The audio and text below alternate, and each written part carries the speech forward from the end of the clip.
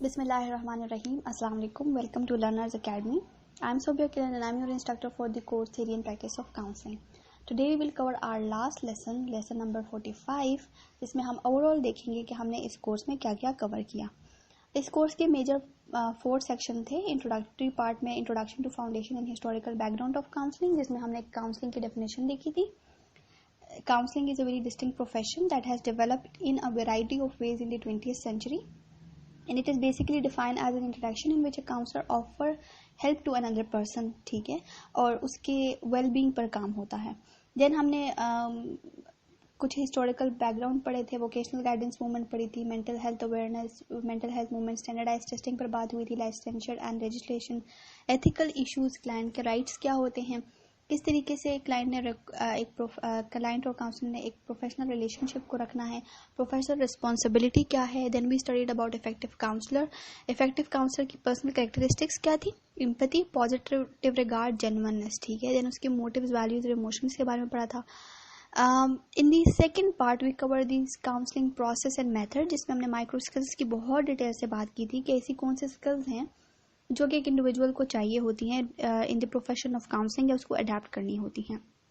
वो स्किल्स हैं attending skills, client को किस तरह डील करना है, लिसनिंग स्किल्स कि क्लाइंट आपने किस तरीके से क्लाइंट की बात को सुनना है, influencing skills, focus and selective attention, confrontation and challenging skills पे बात की थी.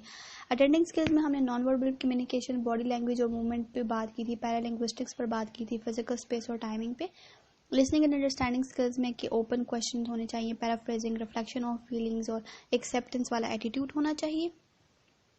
बेसिक लिसनिंग सीक्वेंस कवर किया था, जिसमें इंटरप्रिटेशन एंड रीफ्रेमिंग आती थी, डायरेक्टिव इन्फ्लुएंसिंग स्किल्स आते थे, focus and selective attention and challenging skills आते थे. Then we covered about talked about counselling process. Counselling process में स्ट्रक्चर क्या होता है, इनिशिएटिव्स क्या होते हैं, सेटिंग्स क्या है, क्लाइंट की क्वालिटीज़ क्या है, काउंसलर की क्या क्वालिटीज़ होनी चाहिए, इनिशियल सेशन में क्या होना चाहिए, बीच के सेशन में क्या होना चाहिए, टर्मिनेशन में किस तरह करना है. तो ये इन सब पर बात हुई थी. पार्ट 3 में we cover the psychological approaches, ठीक है, या काउंसलिंग के अप्रोचेस पर बात की थी जो मुख्तलिफ थ्योरी से रिलेटेड है. First of all we talk about the psychoanalytic perspective. Psychoanalytic approach में हमने न्यू फ्रॉइड को पढ़ा था, उसके बाद न्यू फ्रॉडियंस को, Adler, Jung, Karen हॉर्नाय.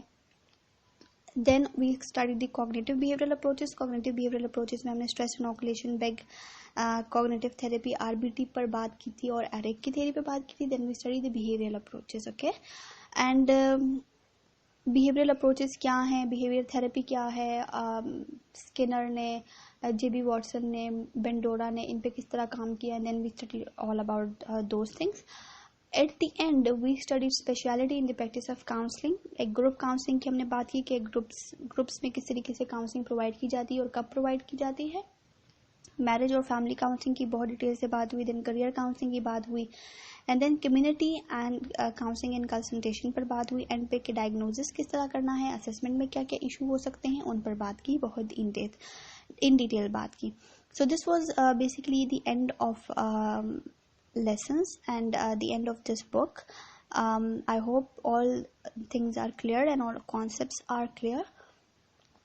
Thank you so much. Allah Hafiz.